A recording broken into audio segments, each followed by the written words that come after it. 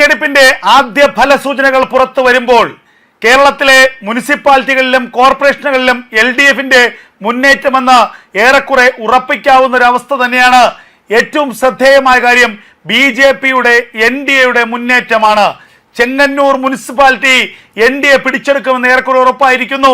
പാലക്കാട് നഗരസഭ NDA നിലനിർത്തുമെന്ന് ഉറപ്പായിരിക്കുന്നു. Palakkad BJP പ്രവർത്തകരുടെ ആഘോഷം ആരംഭിച്ചിരിക്കുന്നു.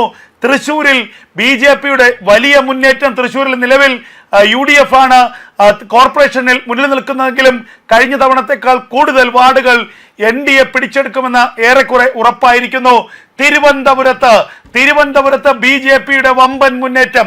തിരുവനന്തപുരത്ത് കഴിഞ്ഞ തവണ CPM വിജയിച്ച LDF വിജയിച്ച വാർഡുകളിലൊക്കെ തന്നെ LDFന് പരാജയമുണ്ടാകുമെന്ന് ഏറെക്കുറെ ഉറപ്പായിരിക്കുന്നു. LDF ക്യാമ്പുകളെ ഞെട്ടിച്ചുകൊണ്ട് BJPയുടെ മുന്നേറ്റം തിരുവനന്തപുരത്ത് ഉണ്ടാകുന്നു എന്നുള്ള വാർത്തകളാണ് പുറത്തു വരുന്നത്.